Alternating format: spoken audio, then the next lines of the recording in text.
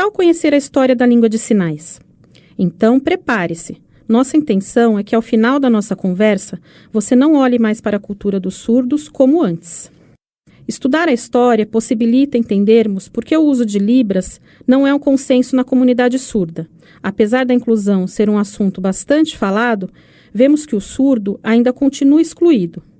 Uma prova disso foi o desconhecimento da cultura surda, que vimos em grande parte das redações do Enem, não é mesmo? Entretanto, as diferentes formas de organização e comunicação dos surdos podem ampliar o nosso olhar com relação à sua história e cultura. Para isso, vamos voltar na história e descobrir como tudo aconteceu. Embora a cultura surda tenha ganhado holofotes em 2017 com o Enem, sua trajetória não começou aí, mas bem antes, mais precisamente na Idade Antiga, em 476 d.C. Na Roma Antiga, pensava-se que os surdos eram pessoas castigadas ou enfeitiçadas. Nessa época, a questão da surdez era resolvida por abandono ou com a eliminação física. Os surdos eram jogados no rio Tigre. Só se salvavam os que conseguiam sobreviver do rio ou os que eram escondidos pelos pais, algo muito raro. Os surdos também eram escravizados e obrigados a passar toda a vida dentro de um moinho de trigo, empurrando a manivela. Na Grécia, os surdos eram considerados inválidos e um incômodo para a sociedade. Eles eram condenados à morte, lançados abaixo do topo de rochedos de Taigete, nas águas de Barater.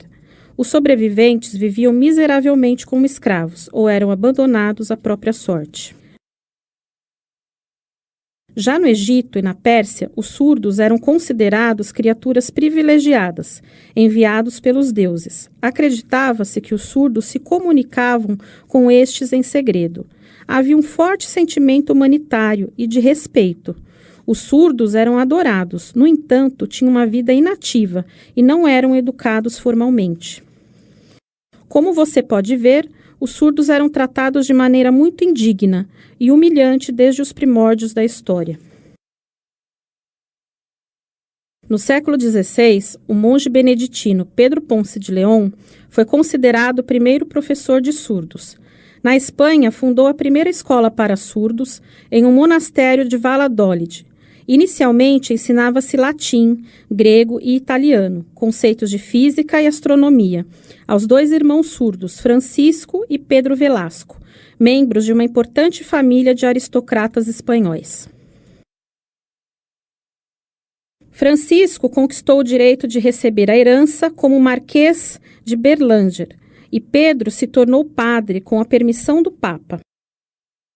Ponte de León usava uma metodologia, a datilologia, escrita e oralização. Mais tarde, ele criou a escola para professores de surdos. Entretanto, ele não publicou nada em sua vida e depois de sua morte. Assim, seu método caiu no esquecimento, já que a tradição da época era guardar segredos sobre os métodos de educação de surdos. Nessa época, nem todos os surdos tinham acesso à educação formal. Apenas os surdos, filhos de nobres, eram ensinados a ler e falar para serem reconhecidos como pessoas da lei, pois os mudos eram considerados incapazes.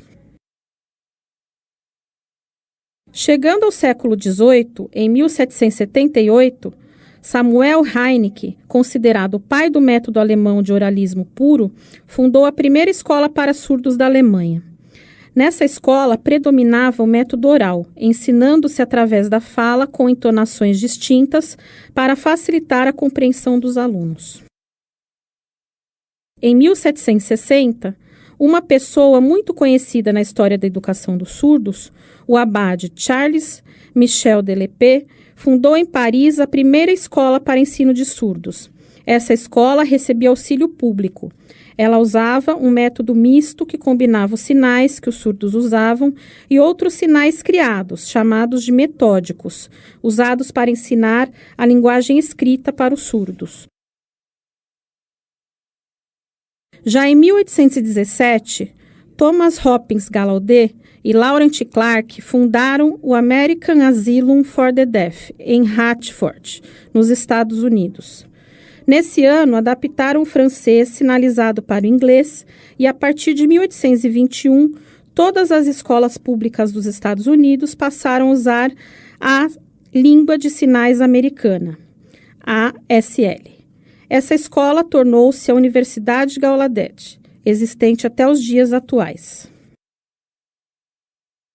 Apenas em 1855 começou-se a pensar numa escola para surdos no Brasil.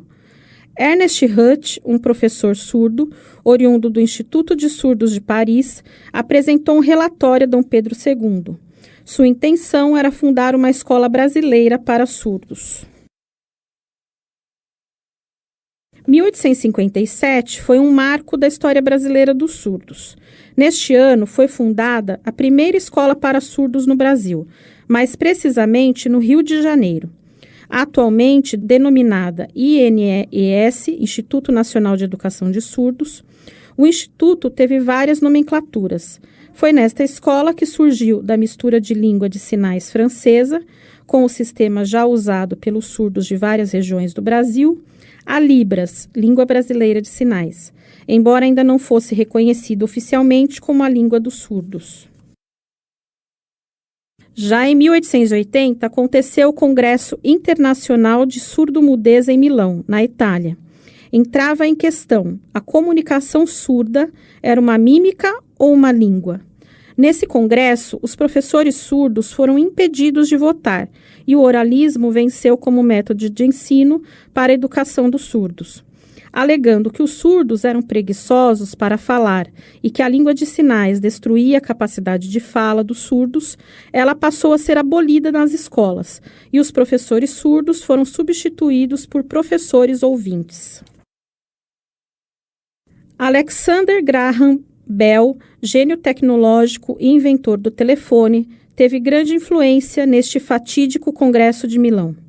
Oralista, especialista em elocução e correção dos impedimentos da fala, assim como o pai e o avô, tinha mãe e esposa surdas, mas a família não admitia isso. Ele era contra a língua de sinais, foi considerado inimigo dos surdos. No mesmo ano de 1880, nascia Helen Keller, nos Estados Unidos. Ela ficou cega, surda e muda aos 2 anos. Aos 7, foi confiada à professora Anne Sullivan, que lhe ensinou o alfabeto tátil. Buscando integrar-se à sociedade, Helen Keller conquistou graus universitários e publicou diversos artigos e trabalhos autobiográficos.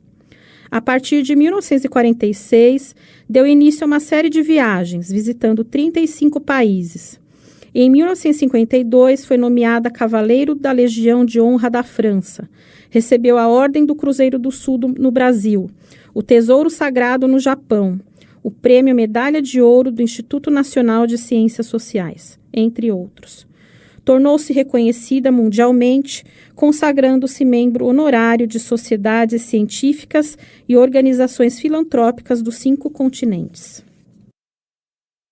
Num contexto social em que vários estudiosos voltavam suas pesquisas para a educação dos surdos no Brasil, em 1987, foi fundada a FNEIS, Federação Nacional de Educação de Integração dos Surdos, no Rio de Janeiro. Este foi um importante marco na história brasileira dos surdos, pois a FNEIS tem por finalidade a defesa da comunidade surda brasileira, sobretudo desenvolvendo ações educativas com o objetivo de valorizar o ser humano, a interação e o contato com diversos modos de expressão. Isso estimula a autonomia pessoal dos surdos e colabora para a sua integração social. Até 2002, a Libras não era reconhecida como uma língua. Nesse ano, no Brasil é criada a Lei da Libras, Lei 10.436, de 24 de abril de 2002. Essa lei reconhece a Libras como meio legal de comunicação e expressão, e assim como língua oficial dos surdos. Paralelamente, o MEC, junto com a FNEIS, fizeram a formação de agentes multiplicadores em Libras. Já em 2010 é criada a Lei 12.319, de 2 de setembro de 2010, pelo governo brasileiro. A profissão de intérprete de Libras é reconhecida e regulamentada por essa lei. UFA, Quantas coisas a história dos surdos tem para nos contar, não é mesmo? E você, sabia que no dia 26 de setembro comemora-se o Dia Nacional do Surdo? A data foi criada em 2008 e você viu quantos motivos para comemorar. Mas essa data também alerta para as barreiras de acessibilidade que ainda afligem os portadores de deficiência auditiva.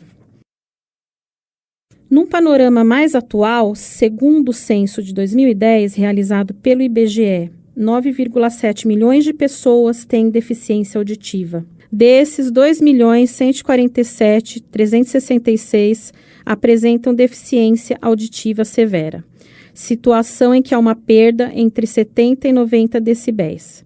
Cerca de 1 milhão são jovens até 19 anos. Já no mundo, em 2016, 360 milhões de pessoas já enfrentavam algum tipo de surdez no mundo. Para termos uma ideia mais real dessa estatística, este número é maior que o total da população dos Estados Unidos. Diante de todos esses fatos e do número de surdos no Brasil e no mundo, você acredita que a sociedade está preparada para tornar-se mais acessível? Como vimos, embora muitos tenham sido os avanços ao longo da história, como a criação de institutos sérios e reconhecidos, leis que tornaram a Libras uma língua oficial, além de diversos estudos indicarem que a língua de sinais é parte importante na educação dos surdos para ajudar na sua formação como cidadão, o seu uso ainda está longe de ser unanimidade e as correntes oralismo e bilinguismo ainda dividem o mundo. Cabe a nós o papel de conhecer a cultura surda e ajudar a propagá-la, nos tornando parte de uma transformação social que tem os surdos como protagonistas, mas que também é de todos.